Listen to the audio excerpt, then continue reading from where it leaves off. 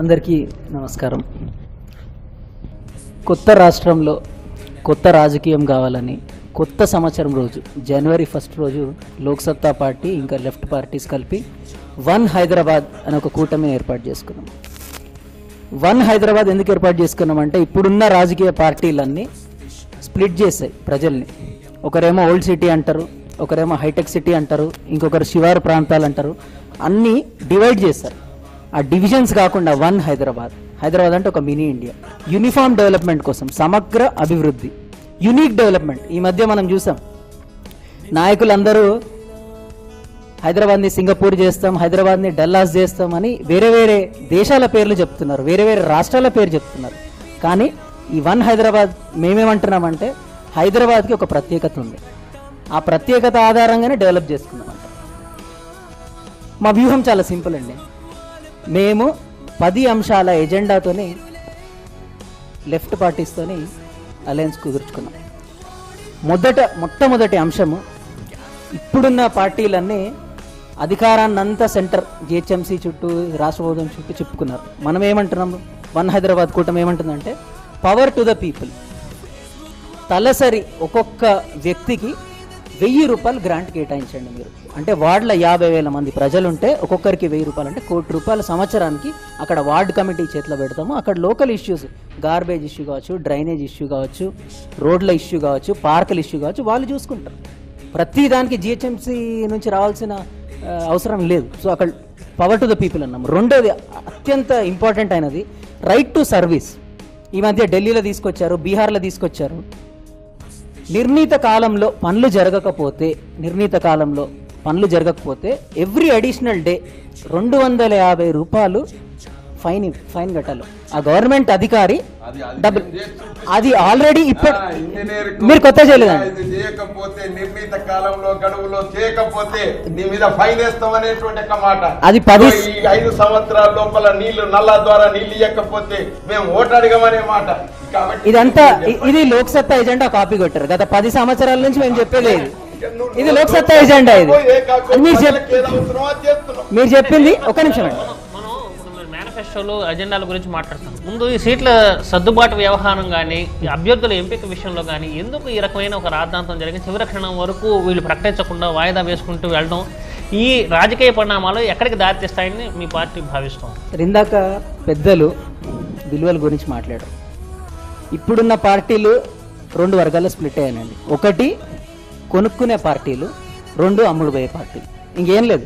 Greater Hyderabad ఎలక్షన్స్ని greater Rythu Bazar చేశారు. ఒకరు కొనుక్కోవడానికి సిద్ధంగా ఉన్నారు మార్కెట్లో, ఇంకొకరు అమ్ముడుపోవడానికి సిద్ధంగా ఉన్నారు.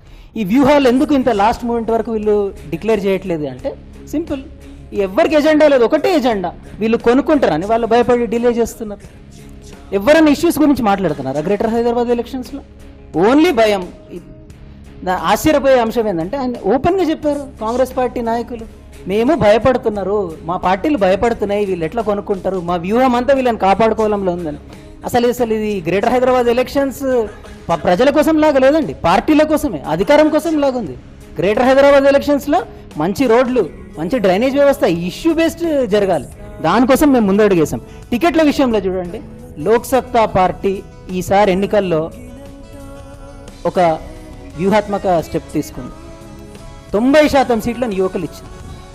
ఇప్పుడున్న పార్టీలది ఒక స్లోగన్ అండి. ఇప్పుడున్న అధికార పార్టీ స్లోగన్ ఏంటంటే రాష్ట్రం మా పిల్లలది, గ్రేటర్ హైదరాబాద్ మా నాయకుల పిల్లలది. ఇది వాళ్ళ స్లోగన్. చూడండి, రాష్ట్రంలో నాయకులు ఎవరు అంటే మామ, అల్లుడు, కొడుకు, కూతురు. మన ఇప్పుడు గ్రేటర్ హైదరాబాద్లో ఎవరు నాయకులు అంటే నిన్న మీరు చూసారు, నామినేషన్లు అయిపోయినాయి, పర్వం ముగిసింది. టీకేఆర్ గారి కోడలు, అట్లాగే సాయన్న కూతురు నిలబడుతుందంట, కేశవరావు గారి కూతురు బంజారాహిల్స్ నుంచి నిలబడుతుంది. సో వాళ్ళ కొడుకులు, కూతుళ్ళు, కోడళ్ళు, లేకపోతే బావలు, బామ్మర్దులు, మేనల్లుడు. సో రాష్ట్రాన్ని వాళ్ళు డివైడ్ చేసుకున్నారు, ఒక కుటుంబము. గ్రేటర్ హైదరాబాద్ని అందరు నాయకులు పంచుకుంటున్నారు. లోక్సత్తా పార్టీ దీనికి విరుద్ధంగా ఈసారి యువకులకు అవకాశం ఇచ్చింది. ఇంకోటండి, మేము అనుకున్న వ్యూహం గత 6 నెలల నుంచి Loksatta party right to information ప్రకారం గత 5 సంవత్సరాలలో మన కార్పొరేటర్లు ఏం చేశారు అవన్నీ బయటపెట్టాం. ఇప్పుడు ప్రస్తుత గవర్నమెంట్ ఏం చేస్తుంది, గత కార్పొరేటర్లకి ఇప్పుడున్న గవర్నమెంట్కి పెద్ద తేడా ఏం లేదండి, అంతా సేమ్ టు సేమ్, డిఫరెన్స్ ఏమీ లేదు. గత కార్పొరేటర్లు జల్సా కోసం ప్రజాధనాన్ని వినియోగించుకున్నారు. ఒక కార్పొరేటర్ ప్లేట్ భోజనం 2000 రూపాయలు అంటండి, ప్లేట్ భోజనం 2000 రూపాయలు అంట. సిటీలో చిన్న మెస్కి వెళ్తే 60 రూపాయలు భోజనము, పెద్ద హోటల్ స్వాగత్ గ్రాండ్కి వెళ్తే మీకు 500 రూపాయలు భోజనము. ఐటీ అక్కడ కూడా వస్తాయి. ఐటీసీ గ్రాండ్ కాకతీయకపోతే 1329 రూపాయల భోజనం, వీళ్ళంటే 2000 రూపాయల భోజనం చేస్తున్నారు. ఇందాక సార్ అన్నారు 5 రూపాయల భోజనం ఇస్తున్నామంటారు, సంతోషం అండి. లోక్సత్తా నాయకులు అందరూ కలిసి జిహెచ్ఎంసీ ఆఫీస్ ముంగట 5 రూపాయల భోజనం చేస్తాం. 60 రూపాయలు ఖర్చు పెడుతున్నారు, దానికి 5 రూపాయలు ఇస్తున్నారు, సంతోషం. కానీ ఎన్ని చోట్ల నడుస్తున్నాయండి? మీరు సాక్షాత్తు డిప్యూటీ సీఎం మహమ్మద్ గారు మలక్పేటలో స్టార్ట్ చేశారు, హాస్పిటల్ దగ్గర. ఇవాళ ఉందా అండి? అది క్లోజ్ అయిపోయింది. ఎల్బీ నగర్లో స్టార్ట్ చేశారు, క్లోజ్ అయింది. చాలా చోట్ల స్టార్ట్ అవుతున్నాయి, క్లోజ్ అవుతుంది. స్టార్టప్ అని చెప్తున్నారు, ఇమీడియట్గా కొన్ని రోజుల తర్వాత షట్ డౌన్ అయిపోతుంది. Startup shut down. టీఆర్ఎస్ ప్రభుత్వం వ్యూహానికి ధీటుగా లోక్సత్తా పార్టీ ముందుకెళ్తుంది.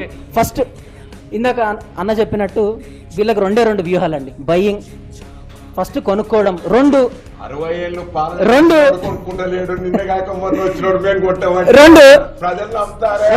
లోక్సత్తా అంటావు, ఇంకా ఇది మాటలు మాట్లాడేటప్పుడు జాగ్రత్త ఉండాలి. రెండోది బోర్డు గవర్నెన్స్ అండి. మనము కేంద్ర ప్రభుత్వంలో ఉన్నది కొట్టలేదట, గత 60 ఏళ్ళ నుంచి ఉన్నాడు కొట్టలేదట, మేము నిన్న కాక మొన్న కొట్టలేదు. సార్ చాలా సార్ మీరంటే పెద్దలు, గౌరవనీయులు, చాలా అనుభవం ఉన్న వాళ్ళు, నాకు చాలా బాధ అనిపిస్తుంది అండి. మీరు సింగపూర్ చేస్తామన్నారు, డల్లాస్ చేస్తామన్నారు. సింగపూర్ డల్లాస్ లాంటి చర్చను తీసుకురండి సార్, హుందా అయిన చర్చను తీసుకురండి. మీరు ఇందాకనే మాట్లాడేటప్పుడు డిస్టర్బ్ చేయదన్నారు, మీరే డిస్టర్బ్ చేస్తే ఎట్లా అండి? ఫైనల్ గా అండి, ఒకటి బయ్యింగ్, రెండోది బోర్డు గవర్నెన్స్. మనం గుడ్ గవర్నెన్స్ గురించి విన్నాం, కానీ టీఆర్ఎస్ ప్రభుత్వం చేసేది ఓన్లీ బోర్డు గవర్నెన్స్. పెద్ద పెద్ద హోర్డింగ్లు పెట్టాలి, దాన్ని చూపించి ఓట్ల కోసం అడగాలి. ఇదే ఒకటి, ఇంక ఈ 2 స్ట్రాటజీ. దీన్ని మేము ఎన్నికల్లో ఖచ్చితంగా ఎండగట్టబోతున్నాము, దానికి అందరు సిద్ధంగా ఉంటాం. మనకి ఏం డిఫరెన్స్ ఉన్నది?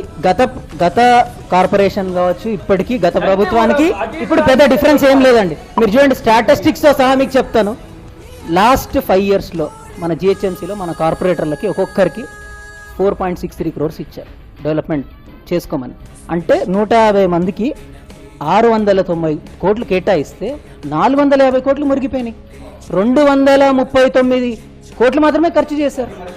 వినండి, సాక్షాత్తు మేయర్ మాజిద్ హుసేన్ గారు 4,63,00,000 ఆయన కేటాయిస్తే 2,18,00,000 ఖర్చు పెట్టారు. బండా కార్తిక రెడ్డి గారు 1,17,00,000 ఖర్చు పెట్టారు. అంటే 20% కూడా ఖర్చు పెట్టలేదు, 40% కూడా ఖర్చు పెట్టలేదు. ఇప్పుడు చూడండి గత ప్రభుత్వం వాళ్ళు, ఈ ప్రభుత్వం వాళ్ళని చూడండి. మన ఎమ్మెల్యేస్కి ఫండ్ ఇచ్చారు, 1,50,00,000 ఫండ్ ఇచ్చారు. హోమ్ మినిస్టర్ ఖర్చు పెట్టింది 60 లక్షలు. హోమ్ మినిస్టర్ గారు 2 ఉన్నారు మనకి. డిప్యూటీ సీఎం నిల్, లాస్ట్ ఇయర్ డిప్యూటీ సీఎం ఖర్చు పెట్టింది ఆయన ఫండ్ నుంచి నిల్. స్టీఫెన్సన్ అన్నారు, స్టీఫెన్సన్ ఖర్చు కూడా ఏం లేదు, నిల్. సో గత కార్పొరేషన్ అయినా ఈ ప్రభుత్వం అయినా ఆ అసమర్థతని చూపిస్తున్నారు, నంబర్ 1. రెండోది అవినీతి. చూడండి, జిహెచ్ఎంసీలో లోక్సత్తా పార్టీ ఆర్టీఐ ద్వారా 3,600 కోట్లు అసమర్థత, అవినీతి గురించి చూపించినాం. వెహికల్స్ 100 కోట్ల అవినీతి జరిగింది, వెహికల్స్లో 100 కోట్ల అవినీతి. వీళ్ళంట 750 కోట్లు పెట్టి వెహికల్స్కి పెడితే దాంట్లో 530 కోట్లు మెయింటెనెన్స్కి, ఫ్యూయల్కి ఖర్చు పెట్టారు. ఒక స్కూటర్ అండి, సిటీలో మొత్తం తిరగండి, ఒక్క స్కూటర్ కనిపించదు, కానీ జిహెచ్ఎంసీ స్కూటర్ మెయింటైన్ చేస్తుంది. ఆ స్కూటర్ కాస్ట్ 30,000 అయితే దాని మెయింటెనెన్స్ కాస్ట్ 1,24,000 అంట. 1,24,000. 2 లక్షలు పెట్టి ఆటో కొన్నారు, దాన్ని టిప్పర్ లాగా చూపించారు. 2 లక్షల రూపాయలు పెట్టి ఆటో కొంటే 5 ఏళ్లలో 16 లక్షలు మెయింటెనెన్స్ ఖర్చు. సో ఆ అవినీతి అట్లనే ఉన్నది. సరే, మరి వీళ్ళు ఏం చేస్తారు? ఇప్పుడున్న నాయకులు స్పష్టంగా చెప్పారు, మేము ఫక్తుగా అదే రాజకీయం చేస్తాము. కేటీఆర్ గారు చెప్పారు డైరెక్ట్, మేము ఫక్తు రాజకీయం చేస్తామండి, కొనుక్కుంటామండి వాళ్ళనే. మరి ఇప్పుడు మళ్ళీ వాళ్ళనే కొనుక్కుంటే మళ్ళీ అదే రాజకీయం వస్తుంది, అదే అవినీతి వస్తుంది. సరే, 19 నెలల గవర్నమెంట్ ఆఫీస్కి వెళ్తే అవినీతి తగ్గిందా? తగ్గలేదు. మీరు ఫోన్ చేయగానే ఏదైనా ప్రాబ్లం ఉందంటే ఇమీడియట్గా వచ్చి సాల్వ్ చేస్తున్నారా? సాల్వ్ చేయట్లేదు, జస్ట్ ప్రచారం ఆర్భాటం నడుస్తున్నాం. ఇంకొకటి, ఇందాక మన పెద్దలు అన్నారు, ఓన్లీ హైదరాబాద్ మనకి గుండెకాయ లాంటిది, హైదరాబాద్నే డెవలప్ చేస్తాం, ఇంకా వేరేది లేదు. సార్, గత పాలకులు చేసిన తప్పు మనం చేయకూడదు. ఓన్లీ హైదరాబాద్నే కేంద్రంగా తీసుకొని డెవలప్మెంట్ చేస్తే మళ్ళీ రేపు పొద్దున ఉత్తర తెలంగాణ, దక్షిణ తెలంగాణ ఇట్లాంటి ఇష్యూస్ వస్తాయి. మీరు వరంగల్ని న్యూయార్క్ చేస్తామన్నారు, ఆ మాట మీద నిలబడింది. కరీంనగర్ 2 కిలోమీటర్ల రేడియస్ ఉన్న కరీంనగర్ని లండన్ చేస్తామన్నారు. సో డీసెంట్రలైజేషన్ మీద ఫోకస్ చేయాలి.